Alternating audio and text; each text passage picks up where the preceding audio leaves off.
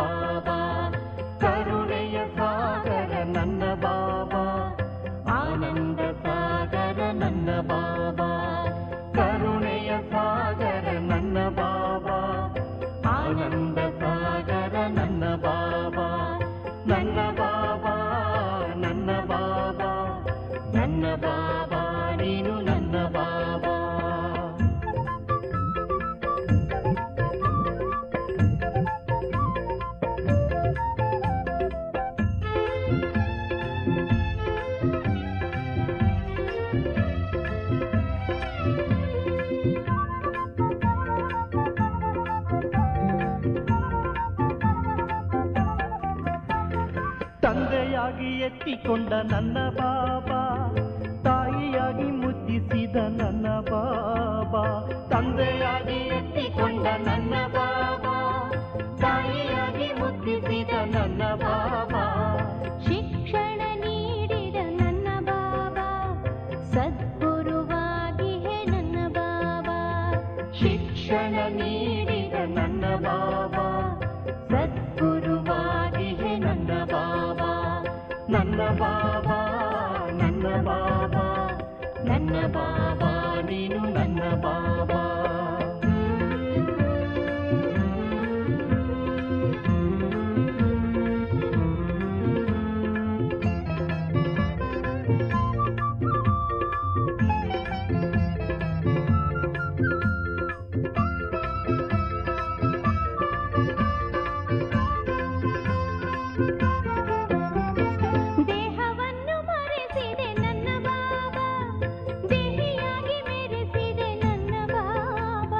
ದೇಹವನ್ನು ಮರೆಸಿದೆ ನನ್ನ ಬಾಬಾ, ದೇಹಿಯಾಗಿ ಮೆರೆಸಿದೆ ನನ್ನ ಬಾಬಾ. ಪಾವನ ಮಾಡಿದೆ ನನ್ನ ಬಾಬಾ, ದುಃಖವ ಹರಿಸಿದೆ ನನ್ನ ಬಾಬಾ. ಪಾವನ ಮಾಡಿದೆ ನನ್ನ ಬಾಬಾ, ದುಃಖವ ಹರಿಸಿದೆ ನನ್ನ ಬಾಬಾ. ನನ್ನ ಬಾಬಾ ನನ್ನ ಬಾಬಾ ನನ್ನ ಬಾಬಾ ನೀನು ನನ್ನ ಬಾಬಾ.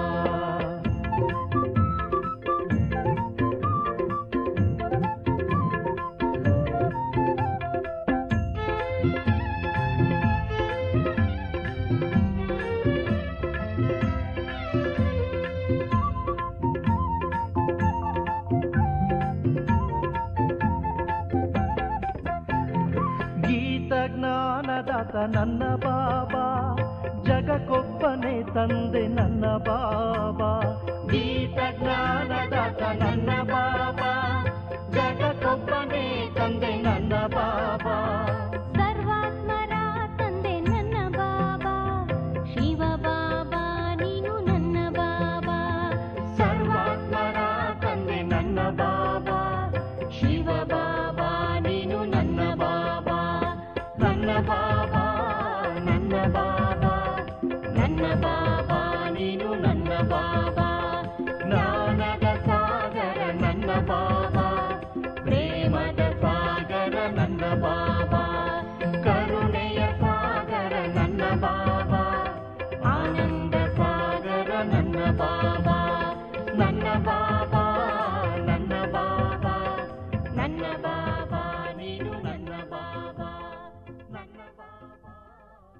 ओम शांति।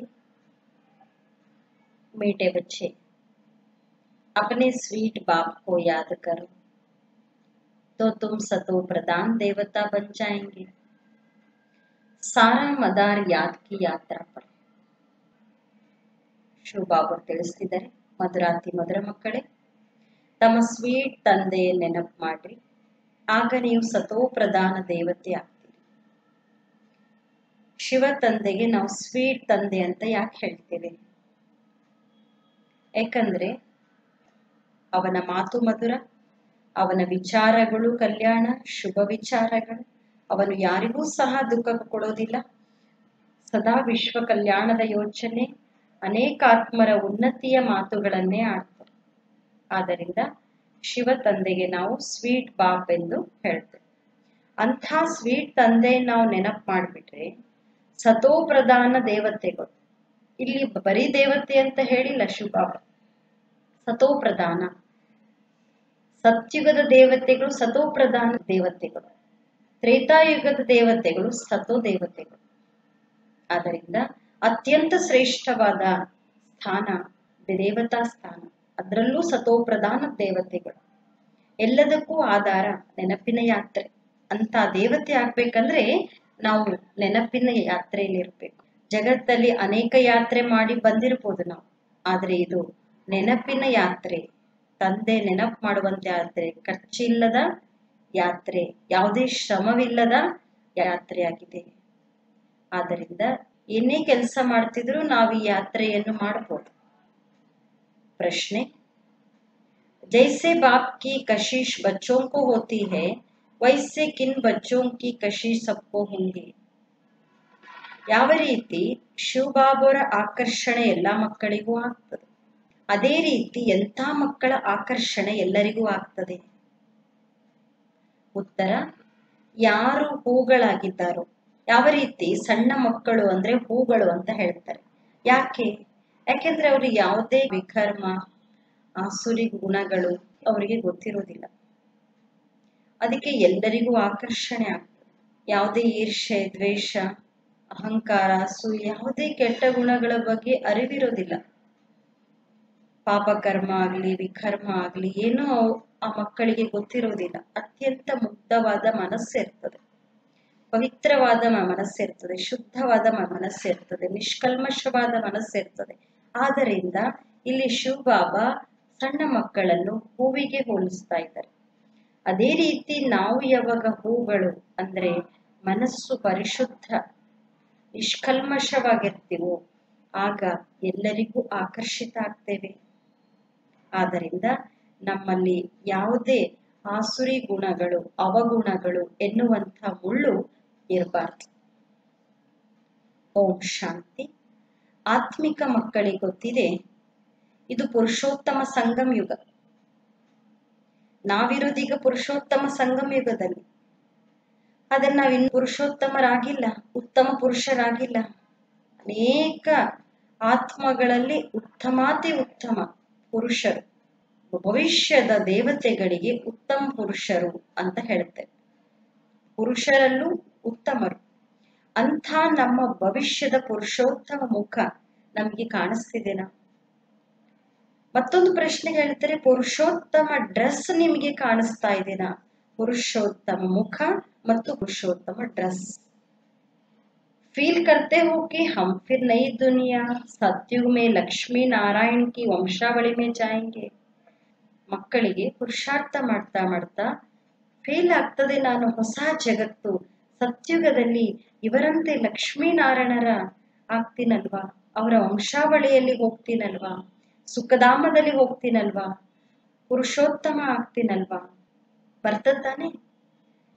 ಕಾಲೇಜಿಗೆ ಹೋಗ್ತಾರೆ ಮಕ್ಕಳು, ಯಾವ ಒಂದು ಕೋರ್ಸ್ ಅನ್ನು ತೆಗೆದುಕೊಂಡಿರ್ತಾರೋ, ಯಾವ ಶಿಕ್ಷಣವನ್ನು ಓದ್ತಾ ಇರ್ತಾರೋ ಅವರಿಗೆ ಬುದ್ಧಿಯಲ್ಲಿ ಇರ್ತದೆ, ನಾನು LLB ಓದ್ತಾ ಇದ್ದೀನಿ ಅಂದ್ರೆ ಮುಂದೆ ನಾನು ಏನಾಗ್ತೀನಿ, ಮೆಡಿಕಲ್ ಕಾಲೇಜಲ್ಲಿ ಓದ್ತಾ ಇದ್ದೀನಿ ಅಂದ್ಮೇಲೆ ನಾನು ಮುಂದೆ ಏನಾಗ್ತೀನಿ, IAS ಕಟ್ಟಿದ್ದೀನಿ ಅಂದ್ಮೇಲೆ ನಾನು ಮುಂದೆ ಏನಾಗ್ತಾ ಇದ್ದೀನಿ, IAS ಓದ್ತಾ ಇದ್ದೀನಿ ಅಂದ್ರೆ ನಾನು ಮುಂದೆ ಬ್ಯಾರಿಸ್ಟರ್ ಆಗ್ತೀನಿ, ಇಂಥವನಾಗ್ತೀನಿ. ಅದೇ ರೀತಿ ನೀವು ಸಹ ಯಾವಾಗ ಇಲ್ಲಿ ಕೂತ್ಕೊಂಡಿರ್ತೀರಿ ಆಗ ನಿಮಗೂ ಗೊತ್ತಿರ್ತದೆ. ಅಂದ್ರೆ ಭಗವಂತನ ಮಹಾವಾಕ್ಯ ಕೇಳುವ ಸಮಯದಲ್ಲಿ ಭಗವಂತ ನಮ್ಮ ಸಮ್ಮುಖದಲ್ಲಿದ್ದು ಓದಿಸ್ತಿದ್ದಾರೆ ಅಂತ ನಾವೇನು ಆ ಸ್ಥಿತಿಯಲ್ಲಿರ್ತೀವಿ, ಅವಾಗ ನಮಗೆ ಬುದ್ಧಿಯಲ್ಲಿರ್ತದೆ ನಾವು ವಿಷ್ಣು ಡೈನಸ್ಟಿಯಲ್ಲಿ ಹೋಗ್ತೇವೆ. ವಿಷ್ಣುವಿನ 2 ರೂಪ, ವಿಷ್ಣು ಡೈನಸ್ಟಿ, ವಿಷ್ಣು ವಂಶ, ಲಕ್ಷ್ಮೀನಾರಾಯಣ ಕಂಬೈನ್ಡ್ ಸ್ವರೂಪ, ದೇವಿ ದೇವತಾ ಅಂತ ಹೇಳ್ತೀವಿ. ನಿಮ್ಮ ಬುದ್ಧಿ ಈಗ ಅಲೌಕಿಕವಾಗಿದೆ. ಹಾಗೂ ಯಾವುದೇ ಮನುಷ್ಯನ ಬುದ್ಧಿಯಲ್ಲಿ ಇಂಥ ಮಾತುಗಳು ರಮಣ ಆಗೋದೇ ಇಲ್ಲ. ಯಾವ ಮಾತುಗಳು?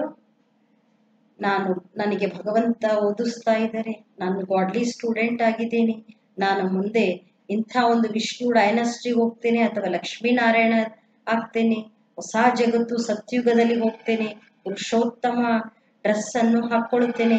ಇಂಥ ವಿಚಾರಗಳು ಯಾರಲ್ಲೂ ಬರುವುದಿಲ್ಲ. ಕೇವಲ ಈ ಒಂದು ನಾಲೆಡ್ಜ್, ಈಶ್ವರ್ಯ ನಾಲೆಡ್ಜ್ ಯಾರು ತಿಳ್ಕೊಂಡಿದ್ದಾರೋ ಅವರ ಬುದ್ಧಿಯಲ್ಲಿ ಮಾತ್ರ ಇವೆಲ್ಲ ಮಾತುಗಳು ಬರ್ತವೆ.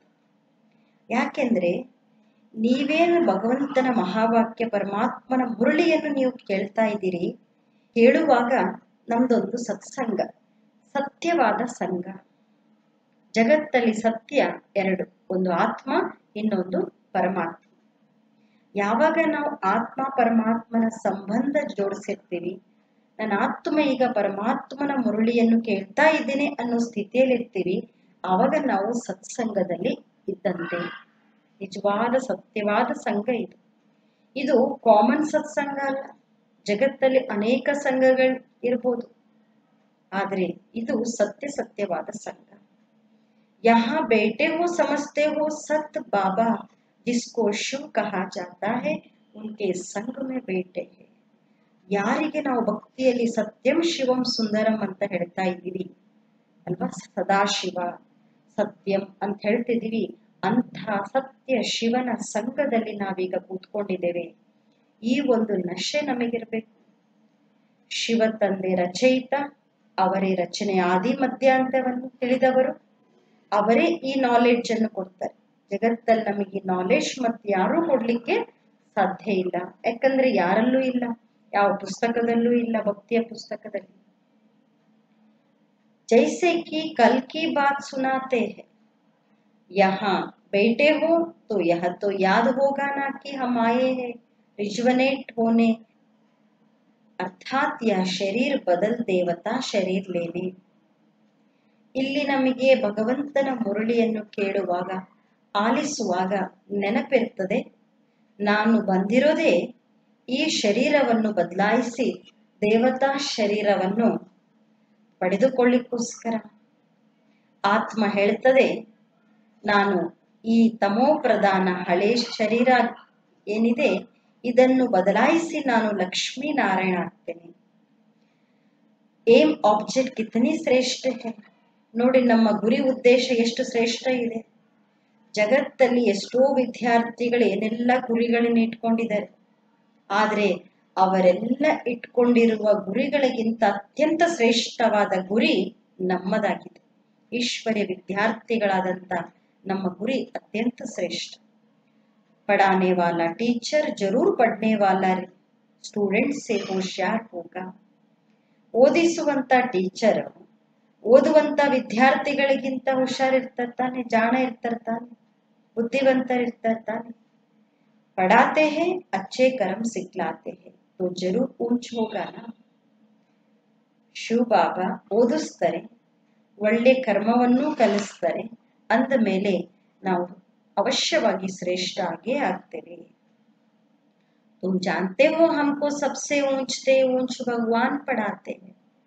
ನಮಗೆ ಅತ್ಯಂತ ಶ್ರೇಷ್ಠಾತಿ ಶ್ರೇಷ್ಠ ಭಗವಂತ ಓದಿಸ್ತಾ ಇದ್ದಾರೆ. ಓದಿಸುವವರು ನಮಗೆ ಸಾಮಾನ್ಯರಲ್ಲ, ಅತ್ಯಂತ ಶ್ರೇಷ್ಠಾತಿ ಶ್ರೇಷ್ಠ ಭಗವಂತ ಸ್ವತಃ ತಾನೇ ಓದಿಸ್ತಾ ಇದ್ದಾನೆ. ಅಂದ ಮೇಲೆ ನಾವು ಭವಿಷ್ಯದಲ್ಲಿ ದೇವತೆ ಆಗ್ತೇವೆ. ನಾವೇನು ಓದ್ತೇವೆ ಅದೆಲ್ಲ ಭವಿಷ್ಯ, ಅಂದ್ರೆ ಹೊಸ ಜಗತ್ತಿಗೋಸ್ಕರ. ಜಗತ್ತಿನವರೆಲ್ಲ ಏನೆಲ್ಲ ಶಾಲೆಗೆ ಹೋಗಿ ಎಲ್ಲ ಓದ್ತಿದ್ದಾರೆ, ಅದೆಲ್ಲವೂ ಈ ಜಗತ್ತಿಗಾಗಿ. ಈ ಜಗತ್ತು ಹೋಯ್ತು ಅಥವಾ ಅವರದ್ದು ಆಯುಷ್ಯ ಮುಗೀತು ಅಂದ್ರೆ ಅವರ ವಿದ್ಯೆ ಅಲ್ಲೇ ಮುಗೀತು. ಆದ್ರೆ ನಮ್ದು ಹಾಗಲ್ಲ. ಈ ಜನ್ಮದಲ್ಲಿ ಓದಿದ್ರೂ ಭವಿಷ್ಯದಲ್ಲಿ ನಾವಿದರ ಪ್ರಾರಬ್ಧ ಪಡ್ಕೊಳ್ತೇವೆ. ಅವ್ರ ಕೋಯಿಕೋ ನೈ ದುನಿಯಾ ಕಾ ಪತಾ ಹಿ ನೈ. ಜಗತ್ತಲ್ಲಿ ಯಾರೂ ಈ ರೀತಿ ಹೇಳೋದಿಲ್ಲ, ನಾನು ಹೊಸ ಜಗತ್ತಿಗೋಸ್ಕರ ಓದ್ತಾ ಇದ್ದೇನೆ. ಯಾರಿಗೂ ಸಹ ಗೊತ್ತೇ ಇಲ್ಲ ಹೊಸ ಜಗತ್ತಂದ್ರೆ ಏನು. ಆದ್ರೆ ನಿಮ್ಮ ಬುದ್ಧಿಯಲ್ಲಿದೆ, ಲಕ್ಷ್ಮೀನಾರಾಯಣರು ಹೊಸ ಜಗತ್ತಿನ ಮಾಲೀಕರಿದ್ರು, ಮತ್ತೆ ಆ ಲಕ್ಷ್ಮೀನಾರಾಯಣರ ಜಗತ್ತು ಅಥವಾ ರಾಜ್ಯ ಮತ್ತೆ ರಿಪೀಟ್ ಆಗಲಿದೆ. बाप समझाते हमको पढ़ाकर मनुष्य से देवता बनाता. ಶಿವ ಬಾಬಾ ಎಷ್ಟು ಅಥಾರಿಟಿಯಿಂದ ಹೇಳುತ್ತಾರೆ, ಎಷ್ಟು ಖಚಿತವಾಗಿ ಹೇಳುತ್ತಾರೆ, ನಾನು ಓದಿಸಿ ಮನುಷ್ಯರನ್ನು ದೇವತೆ ಮಾಡಬಲ್ಲೆ. ನೋಡೋಣ ಜಗತ್ತಲ್ಲಿ ಯಾರು ಹೇಳ್ತಾರೆ ಈ ರೀತಿ ನಮಗೆ? ಯಾರೂ ಸಹ ನಮ್ಮನ್ನು ದೇವತೆ ಮಾಡಲಿಕ್ಕೆ ಸಾಧ್ಯ ಇಲ್ಲ. ಜಗತ್ತಲ್ಲಿ ಅತ್ಯಂತ ಶ್ರೇಷ್ಠವಾದ ಪದವಿ ದೇವತಾ ಪದವಿ. ಆ ದೇವತೆಗಳಲ್ಲೂ ಅವಶ್ಯವಾಗಿ ನಂಬರ್ 1 ಇದ್ದಾರೆ, ಯಾಕಂದ್ರೆ ದೈವಿ ರಾಜಧಾನಿ ತಾನೆ. तुम्हारा सारा दिन यही ख्याल चलता होगा कि हम आत्मा है. ನಿಮಗೆ ಇಡೀ ದಿನ ಇದೇ ವಿಚಾರ ನಡೀತಾ ಇರಬೇಕು, ನಾನು ಆತ್ಮ ಆತ್ಮ. ಯಾಕೆಂದ್ರೆ ನಾನು ಆತ್ಮ ಏನ್ ಬಹಳ ಪತಿತ ಆಗಿದ್ದೆ, ಈಗ ಪಾವನ ಆಗ್ಲಿಕ್ಕೋಸ್ಕರ ಪಾವನ ತಂದೆ ನೆನಪು ಮಾಡಬೇಕು. ನೆನಪಿನ ಅರ್ಥನೂ ಸಹ ತಿಳಿದುಕೊಳ್ಳಬೇಕು. ಆತ್ಮ ನೆನಪು ಮಾಡುತ್ತದೆ ಯಾರನ್ನು? ತನ್ನ ಸ್ವೀಟ್ ತಂದೆ. ಬರೇ ತಂದೆ ಅಲ್ಲ, ಇವರು ಸ್ವೀಟ್ ತಂದೆ. ತಂದೆ ಅಂದ್ರೆ ಜಗತ್ತಲ್ಲಿ ಬಹಳ ಜನ ಇದ್ದಾರೆ, ಆದ್ರೆ ಸ್ವೀಟ್ ತಂದೆ ಅಂತ ಶಿವ ತಂದೆಗೆ ನಾವು ಹೇಳುತ್ತೇವೆ. ಬಚ್ಚೆ ಮುझे ಯಾದ ಕರ್ನೆ ಸೆ ತುಮ್ ಸತೋ ಪ್ರಧಾನ್ ದೇವತಾ ಬನ್ ಜಾಯೆಂಗೆ.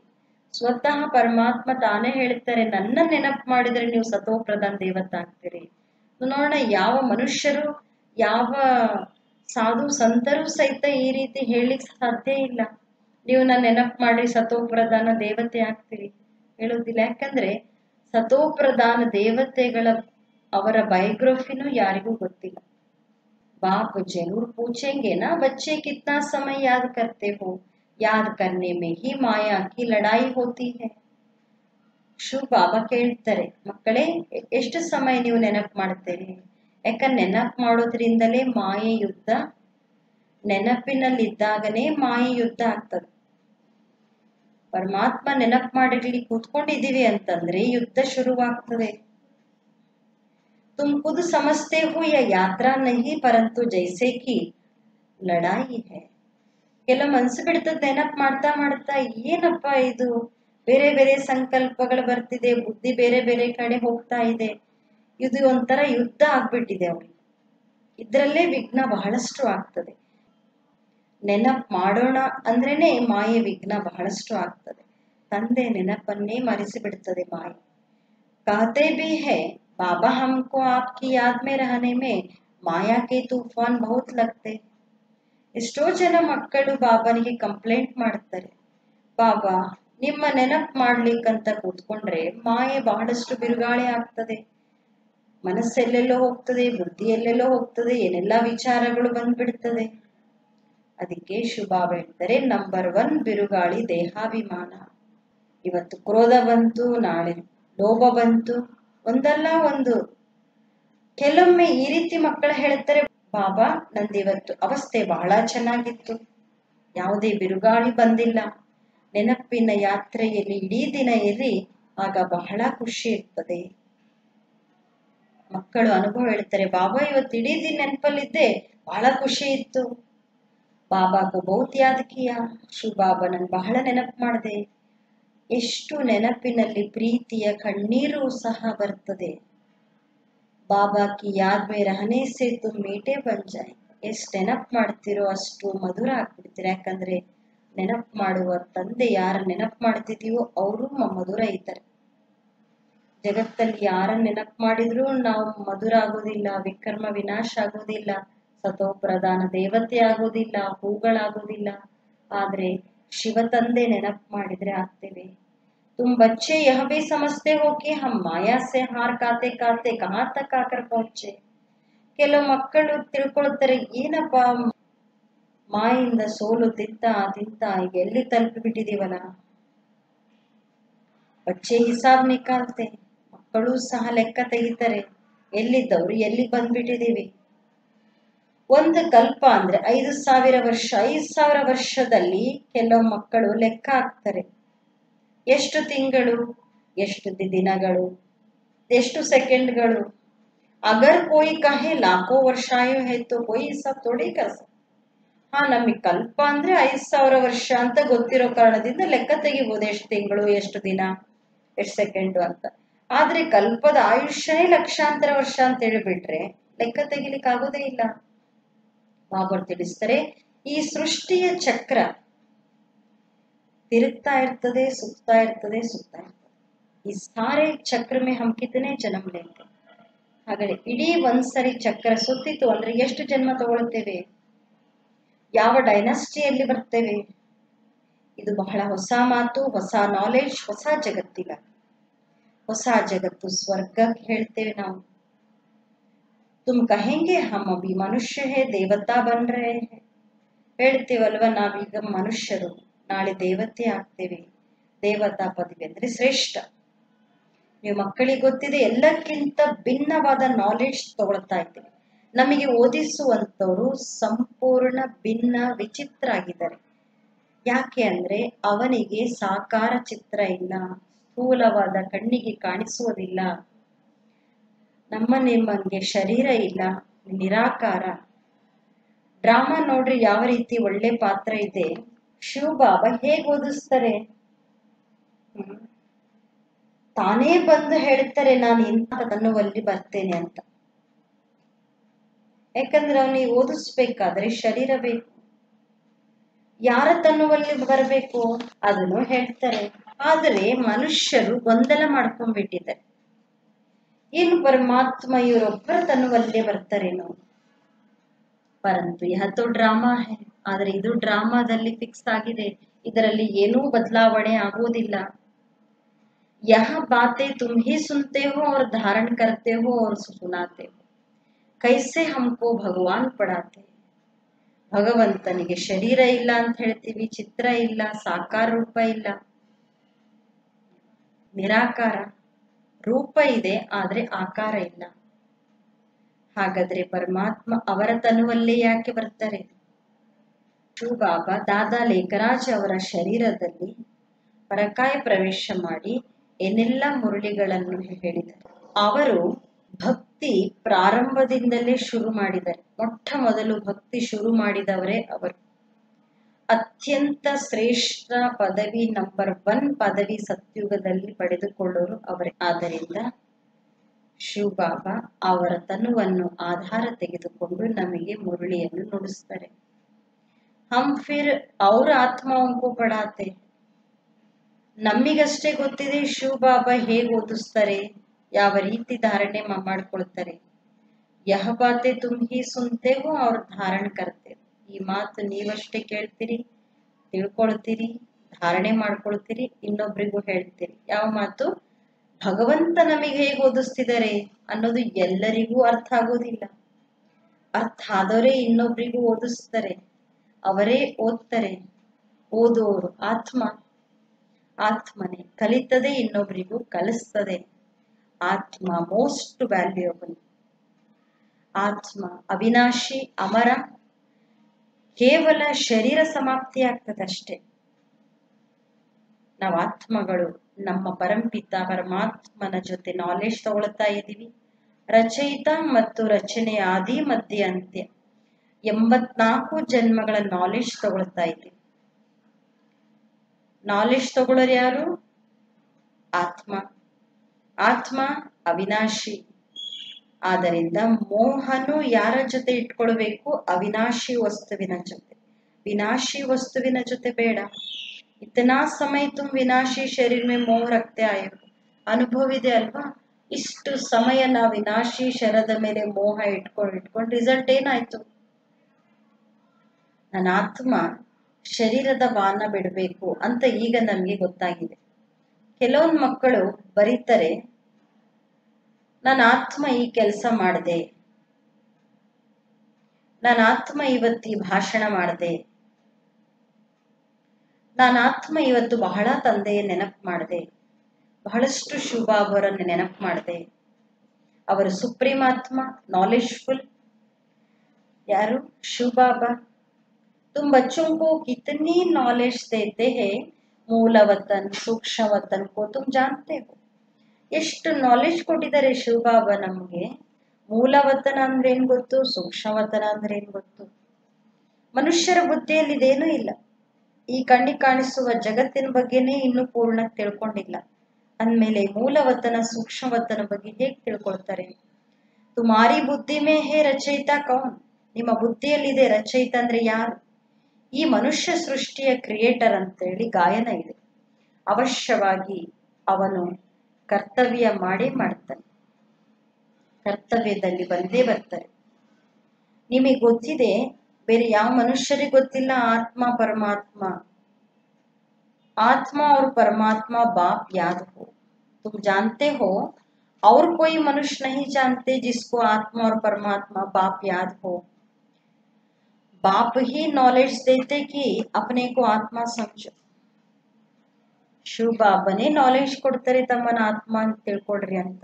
ಯಾಕಂದ್ರೆ ನಮಗಿಷ್ಟು ಸಮಯ ಯಾರು ನಿಮ್ಮನ್ನ ಆತ್ಮ ಅಂತ ತಿಳ್ಕೊ ಅಂತ ಹೇಳೇ ಇಲ್ಲ. ಆತ್ಮ ಹೇಗಿರ್ತದೆ, ಆತ್ಮನಲ್ಲಿ ಏನೇನು ಶಕ್ತಿಗಳಿದೆ, ಆತ್ಮದಲ್ಲಿ ಎಷ್ಟು ಸಮಯದ ರೆಕಾರ್ಡ್ ಆಗಿದೆ, ಯಾವ ಯಾವ ಅವಸ್ಥೆಯಲ್ಲಿ ಬರ್ತದೆ, ಏನೂ ಸಹ ಗೊತ್ತಿರಲಿಲ್ಲ ಮೊದಲು. ತುಮ್ ಅಪನೆ ಕೋ ಶರೀರ್ ಸಮಜ್ ಉಲ್ಟಾ ಲಟಕ್ ಪಡೆ. ನೀವು ನಿಮ್ಮನ್ನು ಶರೀರ ಅಂತ ತಿಳ್ಕೊಂಡು ಉಲ್ಟಾ ಜೋತಾಡ್ತಿದ್ರಿ ಅಂತ ಬಾಬಾ ಹೇಳ್ತಿದ್ದಾರೆ. ಶರೀರ ಅಂತ ತಿಳ್ಕೊಳ್ಳೋದ್ರೆ ಉಲ್ಟಾ, ಆತ್ಮ ಅಂತ ತಿಳ್ಕೊಂಡ್ರೆ ಸೀದಾ. ನಾವು ಮೊದಲು ಉಲ್ಟಾ ಇದ್ದೀವಿ, ಈಗ ಆತ್ಮ ಅಂತ ತಿಳ್ಕೊಂಡು ಸೀದಾ ಆಗಿದ್ದೀವಿ. आत्मा सच्चिदानंद स्वरूप, आत्मा की सबसे जास्ती महिमा है. आत्मा सत्य सच्चिदानंद स्वरूप. एक बाप के आत्मा की कितनी महिमा है. ಒಬ್ಬ ತಂದೆದು ಎಷ್ಟು ಮಹಿಮೆ ಇದೆ. ಅವನೇ ದುಃಖ ಹರ್ತ ಸುಖ ಕರ್ತ. मच्छर आदि की तो महिमा नहीं करेंगे कि वह दुख करता सुख करता ज्ञान सागर. ಸೊಳ್ಳೆಗೆ ನಾವು ಮಹಿಮೆ ಮಾಡೋದಿಲ್ಲ, ಈ ದುಃಖ ಅರ್ಥ ಸುಖ ಅರ್ಥ ಜ್ಞಾನ ಸಾಗರ ಅಂತ ಹೇಳಿ ಇಲ್ಲ. ಯಹ ಬಾಬಾ ಕಿ ಮಹಿಮಾ, ಇದು ಶಿವ ಬಾಬಾ ಅವ್ರದೇ ಮಹಿಮೆ ಆಗಿದೆ. ತುಂಬಿ ಹರೇ ಖುದ್ ದುಃಖ ಹರ್ತ ಸುಖ ಕರ್ತಾ ಹೋ, ಕ್ಯೋಂಕಿ ಉಸ್ ಬಾಬಾ ಕೆ ಬಚ್ಚೆ ಹೋನ ಜೋ ಸಬ್ಕಾ ದುಃಖ ಹರ್ಕರ್ ಅವ್ರ ಸುಖ ದೇತೆ. ನೀವು ಸಹ ಪ್ರತಿಯೊಬ್ಬರು ದುಃಖ ಹರ್ತ ಸುಖ ಕರ್ತ ಆಗಿದ್ದೀರಿ. ಯಾಕೆಂದ್ರೆ ಆ ತಂದೆ ಮಕ್ಕಳಲ್ವಾ, ಯಾರ ದುಃಖವನ್ನು ಹರಿಸಿ ಸುಖವನ್ನು ಕೊಡ್ತಾರೆ ಅವರು. ಸೋಬಿ ಆಧಾ ಕಲ್ಪಕೇಲಿ, ಅದು ಸ್ವಲ್ಪ ಒಂದ್ ಜನ್ಮ ಅಲ್ಲ, ಅಲ್ಪಕಾಲ ಅಲ್ಲ, ಅರ್ಧ ಕಲ್ಪಕ್ಕಾಗಿ. ಈ ನಾಲೆಜ್ ಮತ್ತೆ ಯಾರಲ್ಲೂ ಇಲ್ಲ. ನಾಲೆಜ್ ಫುಲ್ ಕೇವಲ ಒಬ್ಬ ತಂದೆ. बेबी में, छोटे बच्चे में नॉलेज नहीं होते और कोई अवगुण भी नहीं होते, इसलिए उनको महात्मा कहा जाता है क्योंकि पवित्र है. ಸಣ್ಣ ಮಕ್ಕಳಲ್ಲಿ ಏನೂ ನಾಲೆಜ್ ಇರೋದಿಲ್ಲ, ಅಂದ್ರೆ ಯಾವುದೇ ಅವಗುಣಗಳಿರೋದಿಲ್ಲ, ಅದಕ್ಕೆ ಅವರಿಗೆ ಮಹಾತ್ಮ ಅಂತ ಹೇಳ್ತೇವೆ. ಯಾಕಂದ್ರೆ ಪವಿತ್ರರು ಶುದ್ಧರು. ಎಷ್ಟು ಸಣ್ಣ ಮಕ್ಕಳು ಅಷ್ಟು ನಂಬರ್ 1 ಹೂಗಳು. ಈ ರೀತಿನೂ ಹೇಳ್ಬೋದಂತಾರೆ ಬಾಬಾ, ಅವರು ಕರ್ಮಾತೀತ ಅವಸ್ಥೆ. ಯಾಕೆಂದ್ರೆ ಕರ್ಮ ವಿಕರ್ಮದ ಬಗ್ಗೆ ಅವರಿಗೆ ಗೊತ್ತಿರುವುದಿಲ್ಲ, ಕೇವಲ ನಮಗಷ್ಟೇ ಗೊತ್ತಿದೆ. ಅವರು ಹೂಗಳು, ಆದ್ದರಿಂದ ಎಲ್ಲರಿಗೂ ಆಕರ್ಷಿತ ಆಗ್ತಾರೆ. ಜೈಸೆ ಅಬ್ ಬಾಬಾ ಕಶಿಶ್ ಕರ್ತೆ ಬಾಪ್ ಆಯೇ ಹೈ ತುಮ್ ಸಬ್ಕೋ ಫೂಲ್ ಬನಾ. ಶಿವ ಬಾಬಾ ಯಾವ ರೀತಿ ಮಕ್ಕಳಿಗೆ ಆಕರ್ಷಿತ ಆಗ್ತಾರೆ. ಬಾಬಾ ಅಂದ್ರೆ ಎಲ್ಲರಿಗೂ ಆಕರ್ಷಣೆ. ಬಾಬಾ ಬಂದಿರೋದೇ ಅದರನ್ನು ಹೂಗಳನ್ನಾಗಿ ಮಾಡಲಿಕ್ಕೆ. ಅಂದ ಮೇಲೆ ನಮ್ಮಲ್ಲಿ ಯಾವುದೇ ಮುಳ್ಳಿನ ಅಂದ್ರೆ ಅವಗುಣಗಳು ಇರಬಾರ್ದು. ಈ ಸಮಯ ನಿಮಗೆ ಹೂ ಮತ್ತು ಮುಳ್ಳಿನ ಜ್ಞಾನ ಇದೆ. ಮುಳ್ಳಿನ ಕಾಡಿದೆ ಜಗತ್ತು. बाबा समझाते हैं इस समय बहुत दुख देने वाले मनुष्य कांटे हैं, इसलिए इनको दुख की दुनिया कहा जाता है. ಈ ಸಮಯದಲ್ಲಿ ಮನುಷ್ಯರು ಬಹಳ ದುಃಖ ಕೊಡ್ತಾರೆ, ಅದಕ್ಕೆ ಮುಳ್ಳು ಅಂತ ಹೇಳಲಾಗ್ತದೆ. ಈ ಜಗತ್ತೇ ಮುಳ್ಳಿನ ಕಾಡು, ದುಃಖದ ಜಗತ್ತು. कहते भी है बाप सुखदाತ, ಅದರಲ್ಲಿ ಸುಖ ಕೊಡುವಂತವರು ಶಿವ ಬಾಬಾ ಸುಖದಾತ. ಮಾಯಾ ರಾವಣ ದುಃಖ ಕೊಡ್ತಾರೆ. फिर सत्युग में माया नहीं होगा तो यह कुछ भी बातें नहीं. ಮಾಯನೇ ಇಲ್ಲ ಅಂದಮೇಲೆ ಯಾವ ಮಾತು ಇರೋದಿಲ್ಲ ಸತ್ಯುಗದಲ್ಲಿ. ಡ್ರಾಮಾದಲ್ಲಿ ಏಕ್ ಪಾರ್ಟ್ ದೋ ಬಾರಿ ನಹಿ ಹೋ ಸಕ್ತಾ. ಡ್ರಾಮಾದ ನಿಯಮ ಏನಂದ್ರೆ, ಡ್ರಾಮಾದಲ್ಲಿ ಒಂದು ಪಾತ್ರ ಮತ್ತೊಮ್ಮೆ ರಿಪೀಟ್ ಆಗೋದಿಲ್ಲ. ಅದೇ ಕಲ್ಪದಲ್ಲಿ ಸೇಮ್ ಪಾತ್ರ ಮತ್ತೆ ರಿಪೀಟ್ ಆಗೋದಿಲ್ಲ. ಇದು ಡ್ರಾಮಾದ ನಿಯಮ. बुद्धि में है सारा, सारी दुनिया में जो पार्ट बचता है वह सब नया. ನಮಗೆ ಗೊತ್ತಿದೆ ಜಗತ್ತಲ್ಲಿ ಏನೆಲ್ಲ ಪಾತ್ರ ನಡೀತಾ ಇದೆ, ಇದೆಲ್ಲ ಹೊಸತ್ತೆ.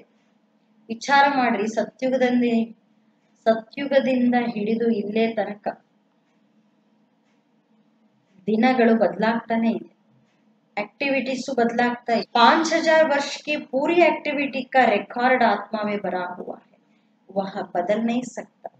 5000 ವರ್ಷದ ಪೂರ್ತಿ ಆಕ್ಟಿವಿಟೀಸಿನ ರೆಕಾರ್ಡ್ ಆತ್ಮದಲ್ಲಿದೆ, ರೆಕಾರ್ಡ್ ಆಗಿದೆ. ಅದು ಎಂದೂ ಬದಲಾಗ್ಲಿಕ್ಕೆ ಸಾಧ್ಯ ಇಲ್ಲ. ಆ ಕ್ಯಾಸೆಟ್ ಆದ್ರೂ ಸವಿಬಹುದು, ಹಾಳಾಗ್ಬೋದು, ಆದ್ರೆ ಆತ್ಮನಲ್ಲಿ ಏನ್ ರೆಕಾರ್ಡ್ ಆಗಿದೆ ಇದು ಎಂದೂ ಬದಲಾಗ್ಲಿಕ್ಕೆ ಸಾಧ್ಯ ಇಲ್ಲ. ಯಾಕಂದ್ರೆ ಅವಿನಾಶಿ ಆತ್ಮ, ಪಾತ್ರನು ಅವಿನಾಶಿ. ಹರ ಆತ್ಮ ಮೇ ಅಪನ ಪಾರ್ಟ್ ಬರಾ ಹುವಾ ಹೈ. ಹೆಂಗೆ ನಾನು ಆತ್ಮದಲ್ಲಿ ಪಾತ್ರ ಫಿಕ್ಸ್ ಆಗಿದೆ, ರೆಕಾರ್ಡ್ ಆಗಿದೆ, ಅದೇ ರೀತಿ ಪ್ರತಿಯೊಂದು ಆತ್ಮದಲ್ಲೂ ತಮ್ಮದೇ ಆದಂತ ಪಾತ್ರ ತುಂಬಿದೆ. ಯಹ ಏಕ್ ಬಾತ್ ಬಿ ಕೋಯಿ ಸಮಜ್ ನಹೀ ಸಕ್ತೆ. ಮಾತನ್ನು ಸಹ ಯಾರು ತಿಳಿದುಕೊಂಡಿಲ್ಲ. ಈಗ ಆದಿ ಮಧ್ಯ ಅಂತ್ಯವನ್ನೇ ತಿಳ್ಕೊಂಡಿದ್ದೀರಿ. ಇದು ಸ್ಕೂಲ್ ಆಗಿದೆ, ಎಲ್ಲ ತಿಳ್ಕೊಳ್ತೀವಿ ಸ್ಕೂಲಲ್ಲಿ. ಸೃಷ್ಟಿ ಆದಿ ಮಧ್ಯ ಅಂತವನ್ನ ತಿಳ್ಕೊಂಡಿದೀವಿ. ಅವ್ರ ಫಿರ್ ಬಾಪ್ ಕೋ ಯಾದ್ ಕರ್ ಪವಿತ್ರ ಬನ್ನೆ ಕಿ ಪಡಾಯಿ ಹೈ. ಇದಕ್ಕಿಂತ ಮೊದಲು ನಮಗೆ ಗೊತ್ತಿತ್ತೇನು ನಾವ್ ಈ ರೀತಿ ಆಗ್ಬೇಕು ಅಂತ?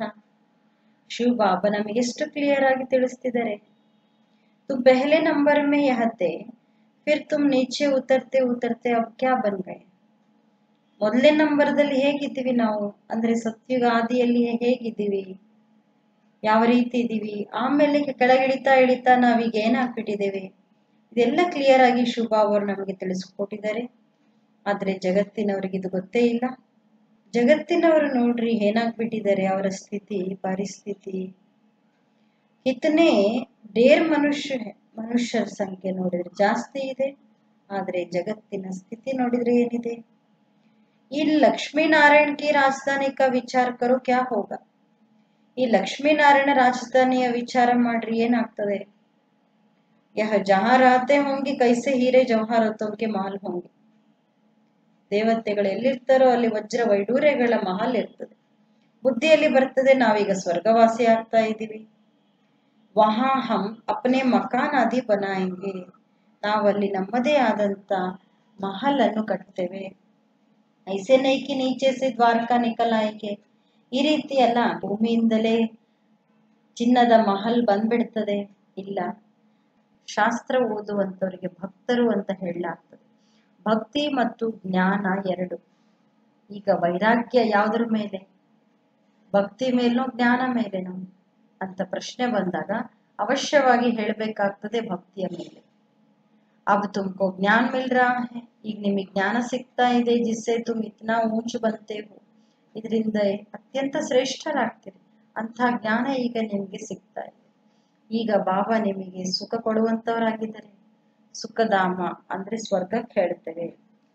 ಸುಖಧಾಮದಲ್ಲಿ ನೀವು ಹೋಗುವಂತವರು ನಿಮಗೆ ಶಿವ ಬಾಬಾ ಓದಿಸ್ತಾ ಇದ್ದಾರೆ. ನೀವೇ ಸುಖಧಾಮಕ್ಕೆ ಹೋಗುವಂತವ್ರು ಅಂದ್ಮೇಲೆ ಶಿವ ಬಾಬಾ ನಿಮಗೆ ಓದಿಸ್ತಾರೆ. ಇದಕ್ಕಿಂತ ಮೊದಲು ನಮಗೆ ಗೊತ್ತಿತ್ತೇನು ನಾವ್ ಈ ರೀತಿ ಆಗ್ಬೇಕು ಅಂತ? ಶಿವ ಬಾಬಾ ನಮಗೆ ಎಷ್ಟು ಕ್ಲಿಯರ್ ಆಗಿ ತಿಳಿಸ್ತಿದ್ದಾರೆ. ತುಮ್ ಪೆಹಲೆ ನಂಬರ್ ಮೇ ಯಹತೆ, ಫಿರ್ ತುಮ್ ನೀಚೆ ಉತರ್ತೆ ಉತರ್ತೆ ಅಬ್ ಕ್ಯಾ ಬನ್ ಗಯೆ. ಮೊದಲನೇ ನಂಬರ್ದಲ್ಲಿ ಹೇಗಿದ್ದೀವಿ ನಾವು ಅಂದ್ರೆ ಸತ್ಯುಗ ಆದಿಯಲ್ಲಿ ಹೇಗಿದ್ದೀವಿ, ಯಾವ ರೀತಿ ಇದ್ದೀವಿ, ಆಮೇಲೆ ಕೆಳಗಿಳಿತಾ ಇಳಿತಾ ನಾವೀಗ ಏನಾಗ್ಬಿಟ್ಟಿದ್ದೇವೆ, ಇದೆಲ್ಲ ಕ್ಲಿಯರ್ ಆಗಿ ಶಿವಬಾಬಾ ಅವರು ನಮಗೆ ತಿಳಿಸ್ಕೊಟ್ಟಿದ್ದಾರೆ. ಆದ್ರೆ ಜಗತ್ತಿನವ್ರಿಗೆ ಇದು ಗೊತ್ತೇ ಇಲ್ಲ. ಜಗತ್ತಿನವರು ನೋಡ್ರಿ ಏನಾಗ್ಬಿಟ್ಟಿದ್ದಾರೆ, ಅವರ ಸ್ಥಿತಿ ಪರಿಸ್ಥಿತಿ.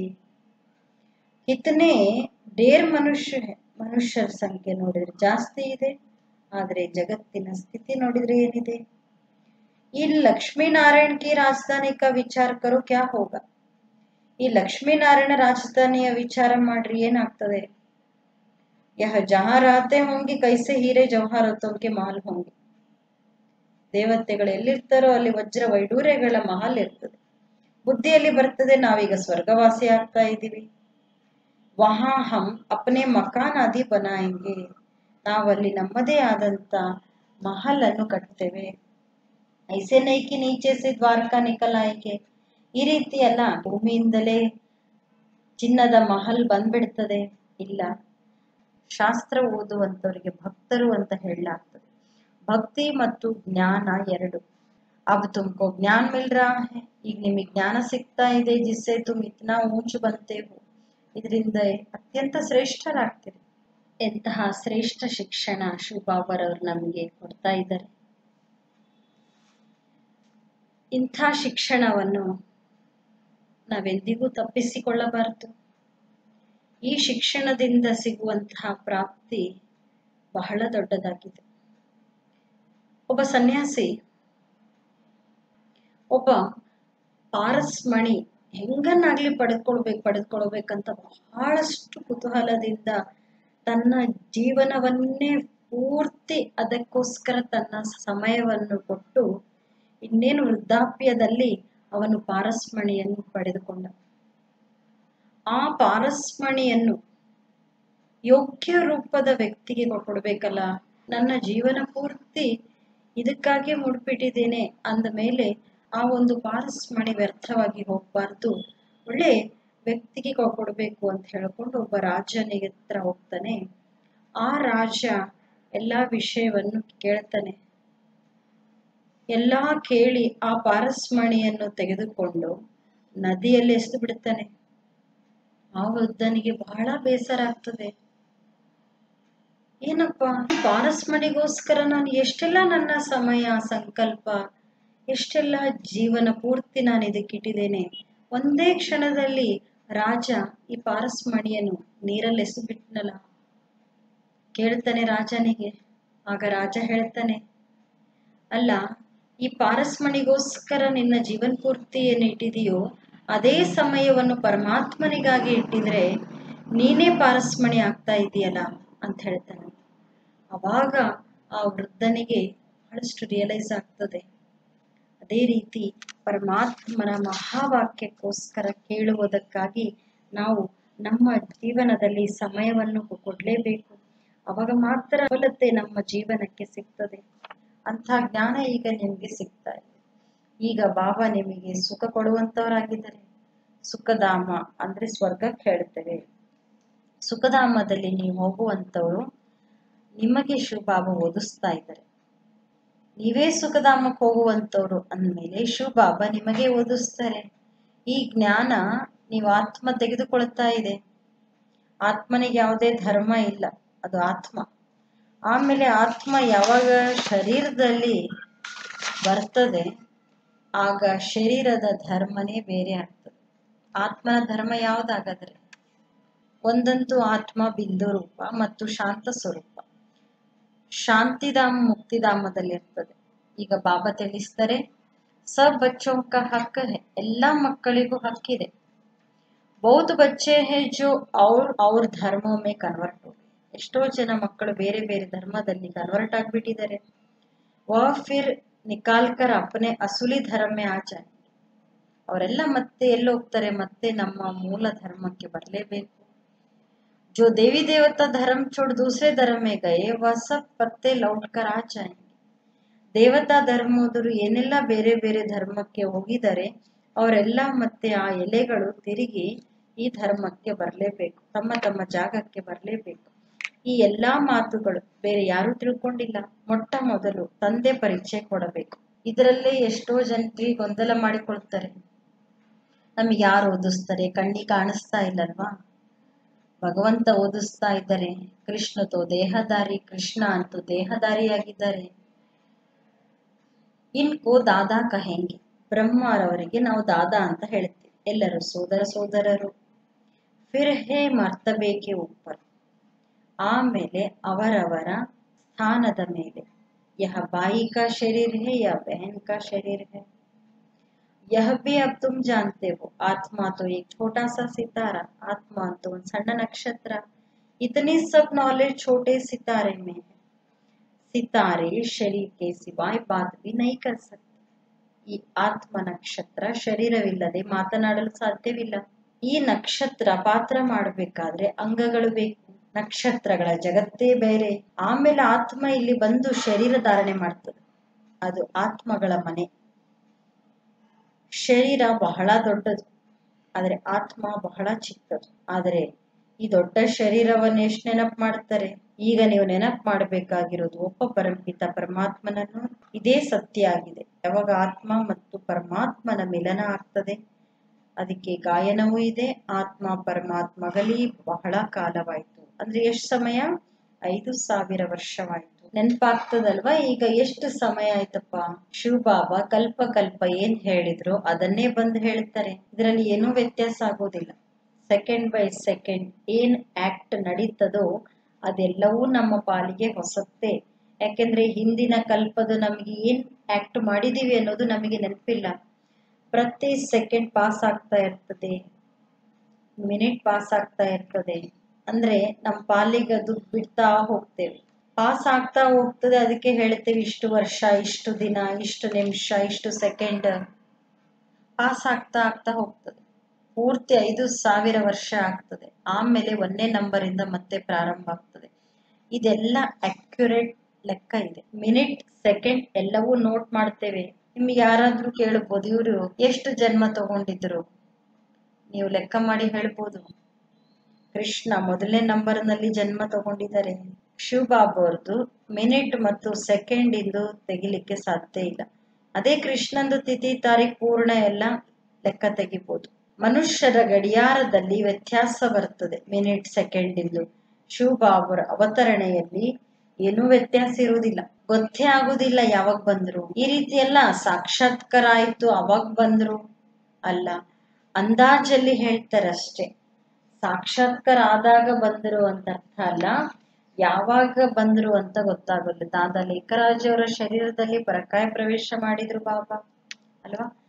ಅವ್ರಿಗೆ ಸಾಕ್ಷಾತ್ಕಾರ ಆದಾಗ ಬಂದ್ರೇನು? ಬಾಕಿ ಐಸೆ ನೈ ಉಸ್ ಸಮಯ ಪ್ರವೇಶ ಹುವಾ, ಸಾಕ್ಷಾತ್ಕಾರ ಹುವಾ ಕಿ ಆ ಫಲಾನಾ ಬನೆಂಗೆ. ಅವರಿಗೆ ಸಾಕ್ಷಾತ್ಕಾರ ಆಯ್ತು, ನಾನು ಈ ರೀತಿ ಆಗ್ತೇನೆ ಮುಂದೆ ಭವಿಷ್ಯದಲ್ಲಿ ಅಂತ ಹೇಳಿ. अच्छा मीठे मीठे सिखिलते बच्चों प्रति माता पिता बाप दादा का याद प्यार और गुड मॉर्निंग। रूहानी बाप की रूहानी बच्चों को नमस्ते। रूहानी बच्चों की रूहानी बाप दादा को याद प्यार गुड मॉर्निंग और नमस्ते नमस्ते नमस्ते। ಮಧುರಾತಿ ಮಧುರ ಅಗಲಿ ಹೋಗಿ ಸಿಕ್ಕಿರುವ ಮಕ್ಕಳ ಪ್ರತಿ ತಂದೆ ತಾಯಿ ಅಂದ್ರೆ ಬಾಪ್ ದಾದರವರ ನೆನಪು ಪ್ರೀತಿ ಮತ್ತು ಗುಡ್ ಮಾರ್ನಿಂಗ್. ಆತ್ಮಿಕ ತಂದೆಯ ಆತ್ಮಿಕ ಮಕ್ಕಳಿಗೆ ನಮಸ್ತೆ. ಆತ್ಮಿಕ ಮಕ್ಕಳ ಆತ್ಮಿಕ ತಂದೆಗೆ ನೆನಪು ಪ್ರೀತಿ ಮತ್ತು ನಮಸ್ತೆ ನಮಸ್ತೆ ನಮಸ್ತೆ. ಇವತ್ತಿನ ಧಾರಣೆಗೋಸ್ಕರ ಮುಖ್ಯ ಸಾರ 1ನೇ ಪಾಯಿಂಟು, ಸುಖಧಾಮದಲ್ಲಿ ಹೋಗಲು ಸುಖ ಕೊಡುವಂತವರಾಗಿರಬೇಕು. ಎಲ್ಲರ ದುಃಖವನ್ನು ಹರಿಸಿ ಸುಖ ಕೊಡುವಂತವರಾಗಬೇಕು. ಎಂದಿಗೂ ದುಃಖ ಕೊಡುವ ಮುಳ್ಳಾಗಬಾರದು. 2ನೇ ಪಾಯಿಂಟು, ಈ ವಿನಾಶಿ ಶರೀರದಲ್ಲಿ ಆತ್ಮ ಮೋಸ್ಟ್ ವ್ಯಾಲ್ಯೂಯಬಲ್, ಅದೇ ಅಮರ ಅವಿನಾಶಿ ಆಗಿದೆ. ಆದ್ದರಿಂದ ಅವಿನಾಶಿ ವಸ್ತುವಿನ ಜೊತೆ ಪ್ರೀತಿ ಇಟ್ಟುಕೊಳ್ಳಬೇಡಿ. ಆದ್ದರಿಂದ ಅವಿನಾಶಿ ವಸ್ತುವಿನ ಜೊತೆನೆ ಪ್ರೀತಿ ಇಟ್ಟುಕೊಳ್ಳಿ. ದೇಹದ ಬಾನ ದೂರ ಆಗ್ತಾ ಹೋಗಬೇಕು. वरदान, एक बल एक भरोसे के आधार पर मंजिल को समीप अनुभव करने वाले हिम्मतवान भव. ಒಬ್ಬಂದೇ ಬಲ, ಒಬ್ಬನ ಮೇಲೆ ಭರವಸೆಯ ಆಧಾರದ ಮೇಲೆ ನಮ್ಮ ಗುರಿಯನ್ನು ಸಮೀಪ ಅನುಭವ ಮಾಡುವಂತವರೇ ಸಾಹಸವಂತರು, ಧೈರ್ಯವಂತರಾಗಿ. ಶ್ರೇಷ್ಠ ಅಂದ್ರೆ ಉನ್ನತವಾದ ಗುರಿ ಮುಟ್ಟಲು ಮೊದಲು ಬಹಳಷ್ಟು ಬಿರುಗಾಳಿ ಬರ್ತದೆ. ನಮ್ಮ ಗುರಿ ಮುಟ್ಟಬೇಕಂದ್ರೆ ಮಧ್ಯದಲ್ಲಿ ಬಹಳಷ್ಟು ಬಿರುಗಾಳಿಗಳು ಬರ್ತದೆ. ಜೊತೆಗಾರನನ್ನು ಜೊತೆಗಿಟ್ಟುಕೊಂಡು ಪ್ರತಿ ಕಷ್ಟವೂ ಸಹಜ ಆಗ್ತದೆ. ಸಾಹಸವಂತರಾಗಿ ಆಗ ತಂದೆಯ ಸಹಯೋಗಕ್ಕೆ ಪಾತ್ರರಾಗ್ತಾರೆ. ಒಬ್ಬಂದೇ ಬಲ, ಒಬ್ಬನ ಮೇಲೆ ಭರವಸೆ, ಈ ಪಾಠವನ್ನು ಸದಾ ಪಕ್ಕ ಮಾಡಿಕೊಳ್ಳಿ. ಆಗ ಸಹಜವಾಗಿ ಪಾರಾಗಿ ನಿಮ್ಮ ಗುರಿಗೆ ಸಮೀಪ ಅನುಭವ ಆಗ್ತದೆ. ಸ್ಲೋಗನ್, ವಿಶ್ವ ಕಲ್ಯಾಣಕಾರಿಗಳೆಂದರೆ ಪ್ರಕೃತಿ ಸಹಿತ ಪ್ರತಿ ಆತ್ಮನ ಪ್ರತಿ ಶುಭಭಾವನೆ ಇಟ್ಟುಕೊಳ್ಳೋರು. ಇಂದಿನ ಸಮಾನ ನಾನು ಆತ್ಮ ಶುಭಚಿಂತಕ ಮಣಿಯಾಗಿದ್ದೇನೆ. ಓಂ ಶಾಂತಿ.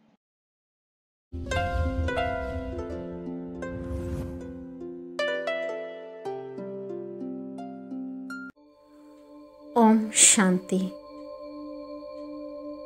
ಆತ್ಮ ನಾನು ಶುದ್ಧ ಸ್ವಪ್ರಕಾಶಮಯ ಜ್ಯೋತಿ. ಸಾಕಾರ ಪ್ರಪಂಚದಲ್ಲಿ ಪಾತ್ರ ಮಾಡಲು ಬಂದಂತಹ ಪಾತ್ರಧಾರಿ. ನಾನಾತ್ಮ ಮೂಲತಃ ಪರಮಧಾಮದವನು. ಆತ್ಮ ನಾನು ಅತಿ ಎತ್ತರ ಧಾಮಕ್ಕೆ ಹಾರುತ್ತಿರುವೆ. ಶಾಂತಿಧಾಮದಲ್ಲಿ ನಾನು ಪ್ರಶಾಂತ ಸ್ವರೂಪ ಆತ್ಮ. ಶೀತಲ ಧಾಮದಲ್ಲಿ ನಾನು ಶೀತಲ ಜ್ಯೋತಿ. ನಿಶ್ಚಲ ಶಾಂತಿ, ಅಚಲ ಶಾಂತಿ, ಆಳ ಶಾಂತಿ. ನನ್ನ ಅಂತರಂಗ ತುಂಬ ಮಧುರ ಶಾಂತಿ, ಪರಮ ಪವಿತ್ರ ಶಾಂತಿ, ದಟ್ಟ ಶಾಂತಿಯ ರೂಪ ನಾನು. ಶಕ್ತಿಶಾಲಿ ಶಾಂತಿಯ ಪುಂಜ ನಾನು ಶಾಂತ ಸ್ವರೂಪ. ನನ್ನ ತಂದೆ ಶಾಂತಿಯ ಸಾಗರ. ಶಾಂತಿ ಸಾಗರನಂತೆ ನಾನು ಪ್ರಶಾಂತ ಸ್ವರೂಪ. ಶಾಂತಿಯ ಅಕ್ಷಯ ಭಂಡಾರ ನಾನು. ಶಾಂತಿಯ ಅಖಂಡ ನಿಧಿ ನಾನು. ಶಾಂತಿಯ ಅಭಯ ಖಜಾನೆ ನಾನು. ಶಾಂತಿಯ ಅಸೀಮವಾದ ಸ್ವರೂಪ ನಾನು. ಶಾಂತ ಸ್ವರೂಪಂ ಶಾಂತಿಧಾಮ ಶಾಂತಿ ಸಾಗರ ಶಿವಪಿತ. ಶಾಂತಿಯ ಕಿರಣವನ್ನು ಶಿವನಿಂದ ತುಂಬಿಕೊಂಡು ನನ್ನ ಕ್ರೋಧ ಕರಗಿ ಹೋಗಿದೆ. ಶಾಂತಿಯನ್ನೇ ಎಕ್ಸಿಬಿಟ್ ಮಾಡುವ ಶಾಂತಿಯ ಸಂಸ್ಕಾರಧಾರಿ ನಾನು. ಶಾಂತಿ ನನ್ನ ಶಾನ್, ನನ್ನ ಹೆಮ್ಮೆ, ನನ್ನ ಗರಿಮೆ. ಶಾಂತಿಯ ಖಜಾನೆ, ಶಾಂತಿಯ ಗುಣ. ಶಾಂತಿ ನನ್ನ ಸುತ್ತಲಿರುವ ಪ್ರಭಾಮಂಡಲ. ಶಾಂತಿ ನನ್ನ ಅಂತರಂಗದಲ್ಲಿ ತುಂಬಿದ ಗುಣಪ್ರಭೆ. ಶಾಂತಿ ನನ್ನ ವಿಶೇಷತೆ. ಶಾಂತಿ ನನ್ನ ದಿವ್ಯ ಕಲೆ. ಶಾಂತಿ ನನ್ನ ಶಸ್ತ್ರ. ಶಾಂತಿ ನನ್ನ ಕವಚ. ನಾನಾತ್ಮ ಶಾಂತ ಸ್ವರೂಪ. ಮಧುರ ಶಾಂತಿ, ನಿರ್ಮಲ ಶಾಂತಿ, ನಿಷ್ಕಲ್ಮಶ ಶಾಂತ ಸ್ವರೂಪ ನಾನು. ಶಾಂತಿಯ ಭಂಡಾರ ನಾನು. ಶಾಂತಿದಾತ ನಾನು. ವಿಶ್ವದ ಸಕಲಾತ್ಮರಿಗೂ ಶಾಂತಿ ಸಾಗರನೊಟ್ಟಿಗಿದ್ದು ಶಾಂತಿ ಸಾಗರನ ಕಿರಣಗಳು ವಿಶ್ವದ ಸಕಲಾತ್ಮಗಳನ್ನು ಪ್ರಶಾಂತಗೊಳಿಸುತ್ತಿದೆ. ಅಲದಾಡುವ ಆತ್ಮಗಳಿಗೆ ಶಾಂತಿಯ ನೆಲೆಯಿಂದ ಪುಳಕಿತರಾಗುವರು. ಶಾಂತಿಗಾಗಿ ಬಾಯಾರಿದ ಆತ್ಮಗಳಿಗೆ ಶಾಂತಾಮೃತವನ್ನು ತಂದೆಯೊಂದಿಗೆ ಹಂಚುತ್ತಿರುವೆ. ಸಕಲ ಆತ್ಮಗಳು ಶಾಂತಿ ಪಡೆದು ವಿಶ್ರಾಂತರಾಗುತ್ತಿರುವರು. ನನ್ನ ಆತ್ಮ ಶಾಂತಿ ಸಾಗರನಿಂದ ಶಾಂತಿಯ ಕಿರಣವನ್ನು ತುಂಬಿಕೊಂಡು ನಾನು ಶಾಂತಮಯ ಜ್ಯೋತಿ, ನಾನು ಶೀತಲ ಜ್ಯೋತಿ, ನಾನು ಪಾವನ ಜ್ಯೋತಿ.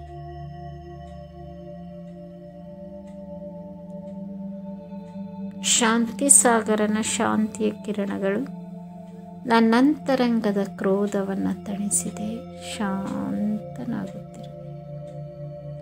ಶಾಂತಿ ಸಾಗರನ ಶಕ್ತಿಶಾಲಿ ಕಿರಣಗಳು ಧಾರಾಕಾರವಾಗಿ ನನ್ನ ಅಂತರಂಗದಲ್ಲಿ ಸುರಿದು ನನ್ನ ಅಂತರಂಗದ ಶಾಂತಿಯ ಪ್ರಭೆಯು ಜಾಗೃತವಾಗಿದ್ದು ಈಶ್ವರನ ಶಾಂತಿ ಸಾಗರನ ಧಾರಾಕಾರ ಶಾಂತಿಯ ಕಿರಣಗಳು ನನ್ನ ಆವೇಶ, ಉದ್ವೇಗ, ಅನಿಶ್ಚಿತತೆ, ಚಂಚಲತೆಯನ್ನು ಕರಗಿಸಿ ನಾನು ನಿಶ್ಚಲ, ಅಚಲ, ಏಕಾಗ್ರ ಶಾಂತನಾಗುತ್ತಿರುವೆ.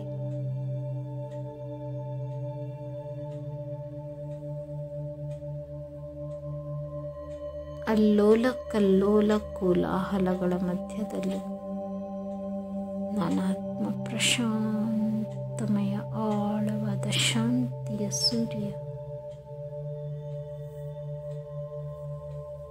ನಾನು ಶಾಂತ ಸ್ವರೂಪ. ಸುಪ್ರಭಾತದಲ್ಲಿ ಎದ್ದ ತಕ್ಷಣ ತಂದೆಗೆ ಗುಡ್ ಮಾರ್ನಿಂಗ್ ಹೇಳಿ ಶಾಂತಿಯ ವರವನ್ನು, ಗೋಲ್ಡನ್ ಆಶೀರ್ವಾದವನ್ನು ಪಡೆದುಕೊಳ್ಳುವ ಭಾಗ್ಯಶಾಲಿ ಆತ್ಮ ನಾನು. ಓಂ ಶಾಂತಿ.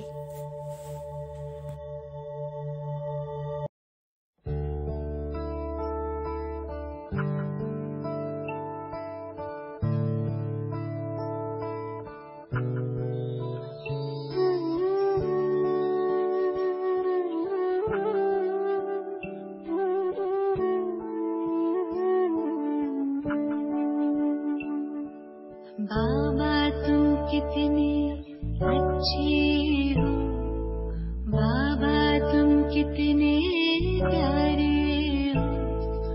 सच कहते हैं हम एक तुम ही अपनी आँखियों के तारे हो। बाबा तुम कितने अच्छे हो, बाबा तुम कितने प्यारे हो। सच कहते हैं हम एक तुम ही अपनी आँखियों के तारे हो। बाबा तुम कितने अच्छे हो।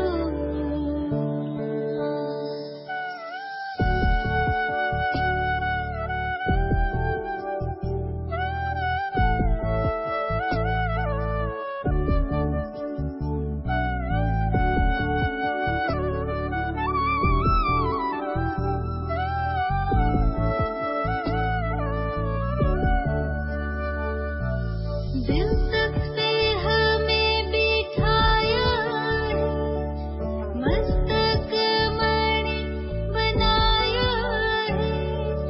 गुण ज्ञान बधाने दे करके हमें सबसे